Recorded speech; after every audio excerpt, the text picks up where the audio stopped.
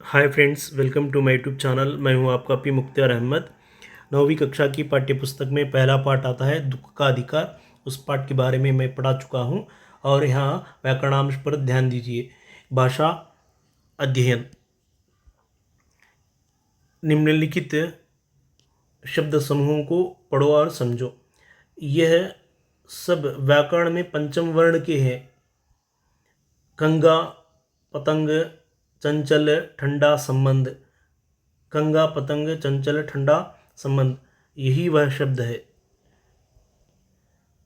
अक्षुणन, सम्मिलित, द्वन्नी, चवन्नी, अन्न, संशय, संसद, संरचना, संवाद, संहार, अंधेरा, बांट, मोह, ईट, महिलाएं, मैं।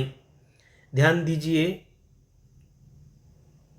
ज्ञ, इण्या, अणा, ना, मा, ये पांचों पंचमाक्षर कहलाते हैं।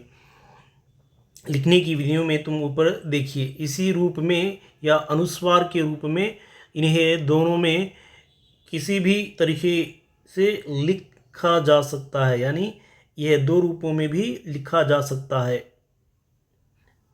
और दोनों ही शुद्ध है।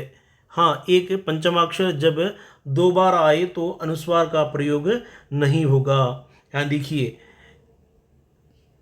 दो बार पंचमाक्षर आता है, इस पंचमाक्षर आने से अनुस्वार बिंदी नहीं होती। उदाहरण के लिए अन्न, अन्न यही है, अनुस्वार का प्रयोग नहीं होता। जैसे अम्मा, अन्ना, अन्न आदि, इसी लेकिन यही उत्तम है, यह मानक नहीं है। इसी प्रकार इनके बाद यदि अंतस्त्य, यारालावा, ऊष्म, श्या, शा, सा, हा आदि हो तो अनुस्वार का प्रयोग होगा, परंतु उसका उच्चारण पंचम वर्णों में से किसी भी एक वर्ण की भांति हो सकता है। जैसे संशय, शा, संरचना, रा, ना। यहाँ देखिए, यह चिन्ह है अनुस्वार का, यह चिन्ह है अनुनासिका का। हमें बिंदु और चंद्र बिंदु भी कहते हैं। दोनों का प्रयोग उच्चारण में अंतर है। अनुस्वार का प्रयोग व्यंजन के बाद होता है, अनुस्वार का प्रयोग व्यंजन के बाद होता है, अनुनासिका का स्वर के साथ।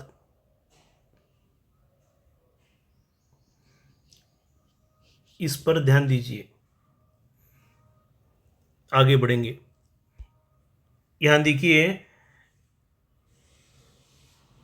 निम्नलिखित शब्दों के पर्यायवाची शब्द लिखिए।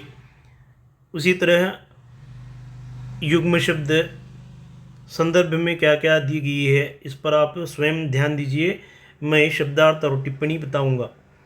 पोशाक, वस्त्र, पहनाव, अनुभूति, एहसास, अड़चन, विघ्न, रुकावट, बाधा, अधेड़ उम्र,